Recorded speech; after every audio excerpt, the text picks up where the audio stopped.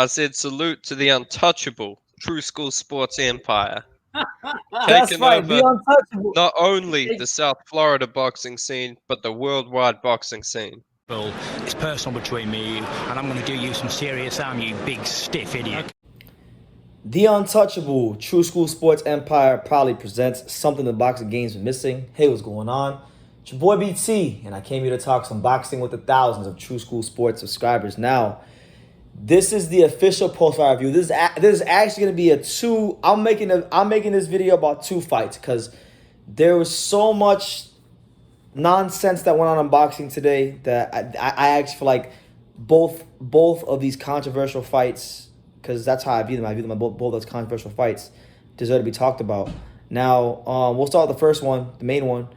Vasyl Lomachenko, I gotta be honest, he looked every bit of the 35 years old inactive fighter that he is. He didn't look like a guy that was match fit and match sharp as you would expect, because he had been out for a year and he's up there in age now. So when you're an older fighter, inactivity hurts you like double.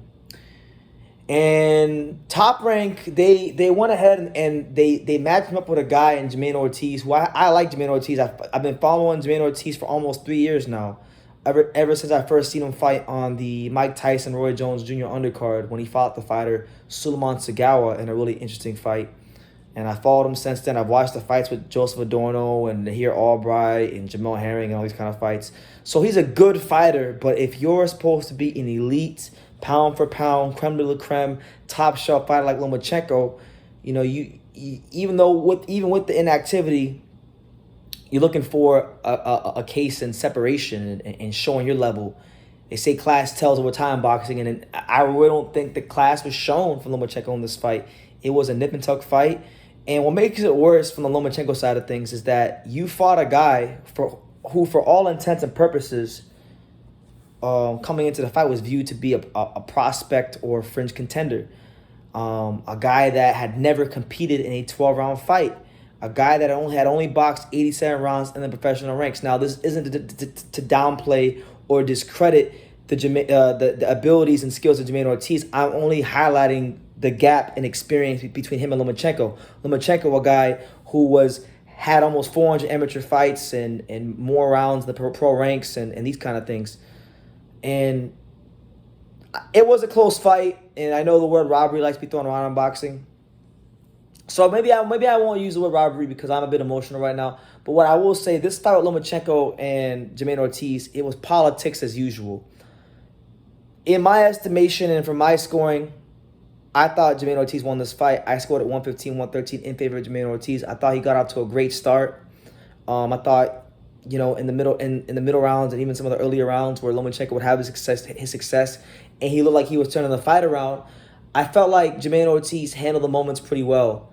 And unfortunately, when we got to like round 9 or 10, he just kind of felt he got kind of flat, and he wasn't really able to win those rounds that he really needed in the back half of the fight. And if you watch the live, like I actually highlighted this. I said, you know, Teofimo Lopez, when he fought Lomachenko, he had lost some rounds, you know, consecutive rounds in a row when he fought Loma. But the difference was he was able to win the rounds that he needed. So like in that 12th round, he was able to bite down on his mouthpiece and win that last 12th round, which cemented the fight for him. As for Jamaine Ortiz, I don't think he could find those rounds in the back half of the fight that he needed. So even though I thought he won in a close fight, he left the fight too close for comfort. And you know when you're fighting the A-side fighter, and this is how boxing works. I don't agree with it. I think if a guy wins a fight by a round or 10 rounds, he should win the fight. But that's just not how boxing is operated. And so I knew he wasn't getting a decision, but it's still wrong. He won the fight, and even though he got the loss, you know, I think he can be happy, like he can be satisfied. But to me, it leaves a sour taste in my mouth, this fight, because Jamaine Ortiz has done everything right in his career when it comes to the fighters he's fought. Like as a prospect, he's been in good fights. He's been in with live bodies. And to come in here, your first 12 rounder, your first 12 rounder is always a tough moment in the career of any fighter. But your first 12 rounders against Lomachenko, I mean, damn, really goes to show you what kind of belief he had in his skills. And he came in with a great game plan. I thought he did a great job keeping that lead left hand, that jab active in Lomachenko's face. I thought he did a great job countering Lomachenko in spots of the fight, as well as body shots. He was able to make Lomachenko uncomfortable and hurt him with body shots. But you just knew it was going to be politics as usual when it came to Lomachenko, because there's obviously a lot going on in Ukraine right now, so they could use what's going on over there for their own financial gain and benefit. Also factor in that Devin Haney's now undisputed, and that could be a money fight in the lightweight division for Lomachenko. So you just knew they weren't gonna bypass all those factors to let little old Jamaine Ortiz from Worcester, Massachusetts, the soft-spoken technical fighter who's not really a highlight reel knockout puncher. They weren't gonna let a guy like him, little old Jamaine Ortiz from Worcester, Massachusetts, get the upset victory of the year against Vasyl Lomachenko, who had a galaxy more of experience than Jamaine Ortiz had. Jamaine Ortiz has only been pro for 6 years. Lomachenko probably had, was an amateur for like longer than Jamaine Ortiz has been a pro. So I'm kind of pissed off because I feel like Jamaine Ortiz can build off of this, and I hope he does, because I like him and he's a good fighter, and I think he's shown a lot of the young fighters today what it really means to conduct yourself when you believe in yourself as a fighter. He took the risk, he bet on himself, and I thought he beat Lomachenko, and to me, Lomachenko is a 3-loss fighter. He's got that. He's 16-3 to me, and there's no ifs, ands, or buts about it. But my thing is just knowing how the boxing business is operated. Jamaine Ortiz isn't a knockout puncher. He doesn't, to my knowledge, have a massive fan base. He's not no blue chip amateur. He's about to be, I think he's 28 or 29 years old now. So the way I see it, he's going to be in competitive fights, and he'll always have a chance to win, but he'll always have the odds stacked against him because, he's the B-side, and they took his moment in the sun away from him today. And he doesn't have the other things that sell tickets, and ultimately boxing is a business masqueraded as a sport, so he'll always be in tough. He'll always be against all odds, and that's just what it is. So that's really why I'm pissed off, because I just know that if they would have done what was right, fair, and just, and gave him the win, which he won the fight, close fight, but he thought he won it. Then you would have had a great story in there, and it could have made for a great rematch, and you would have had another star in the lightweight division. But politics as usual. Lomachenko moves on to fight Devin Haney, and honestly, look, I didn't think Devin Haney would win. I didn't think Lomachenko would beat Devin Haney before the Ortiz fight, but now I'm questioning if he could even win a round or two against Devin Haney. I think Devin Haney could whitewash him, honestly. Very predictable on his attack, lack of the side steps. Obviously, there is some ring rust, so I get all that. But you fought a 12-round. You fought against a fighter where you had everything in your favor, way more experience. Dude had never been 12 rounds, deck stacked in your favor, and you won life and death, and you lost. So I don't want to harp too much on it because I just don't want to be in an angry mood the rest of the night. The other fight that I thought went the wrong way, and I really think that this fight right here was actually worse than the Lomachenko Jamaine Ortiz. I think this fight was very much easier to score than Jamaine Ortiz versus Lomachenko. And now for those that don't know, there was a fight on the undercard of Jojo Diaz versus Williams Pera and I talked about this fight earlier in the week.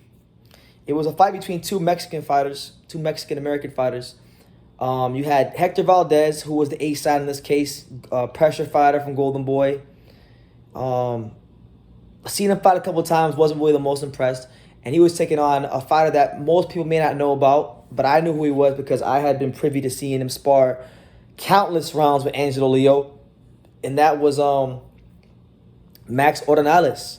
And Max Ornelas, I knew was a good fighter. I knew what his style was. I knew he wasn't a big puncher, but I know that he had great footwork. I knew he had a creative attack, good combinations, really good defense.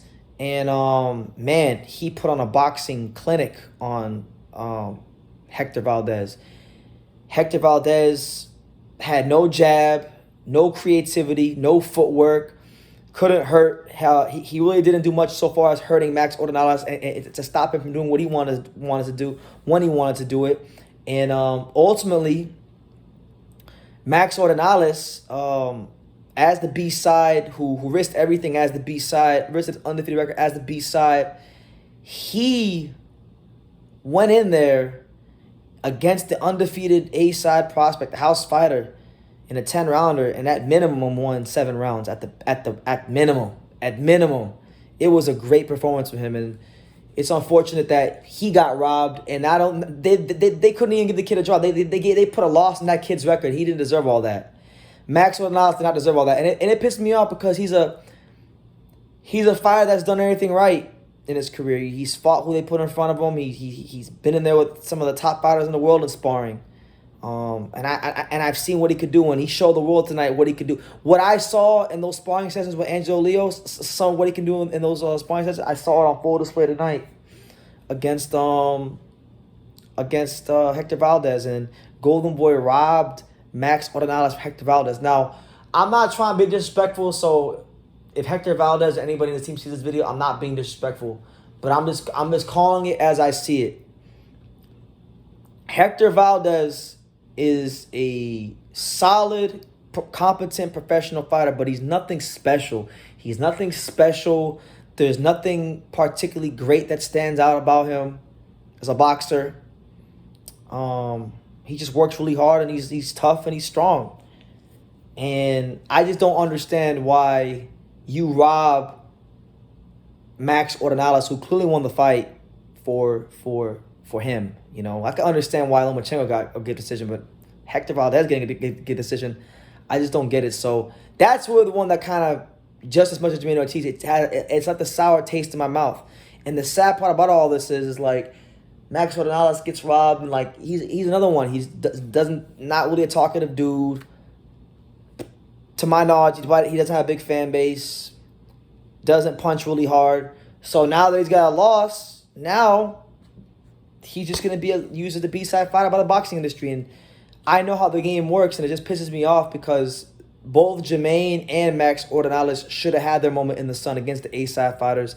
But it's politics as usual, and this is what chases away fans from our sport. This is what chases away people to MMA or to go watch other sports they like hockey or basketball or baseball. This is what gets people to go watch fights like Jake Paul, Anderson Silva. And you know what? Shout out to Jake Paul. I had a chance to catch the last 2 rounds of his fight. Ultimately, he winds up being the highlight of the night. So shout out to Jake Paul. They're going to have the little fighters union, him and Anderson Silva. Hopefully they create some change for the combat sports athletes in boxing and MMA, because they desperately need some infrastructure with that. But, you know, Jamaine Ortiz got shafted. Max Ornelas really got shafted after putting on a boxing masterclass. And it's just politics. It's politics as usual in boxing. So I'm going to leave it at that. Y'all take care. God bless. We'll definitely have more thoughts and reaction to this later on. I appreciate everybody who came on live, smash the like button, subscribe to the channel, super chat, all that good stuff. The channel is growing, and I'm always grateful for that. I'm always grateful for the support we get here on True School Sports. So hopefully you guys join us next week for the live fight reaction with Gilberto Ramirez and Dimitri Bivol. That's gonna be a great one. And yeah, man, y'all take care. God bless. Like I say in every single one of these videos, you can love me or you can hate me, but I'm just a kid from Daniel. So until next time, take care, guys. And I think True School Sports, he's the truth. One of the best YouTube, the best. Ooh, the number one. Number one. Brandon, you've been there, man, and you're building up a good following with us. Thank you. And I'm proud to be a part of what you're doing too. You are spectacular, and Thank you, man. All the best to True School Boxing, and keep up the good work.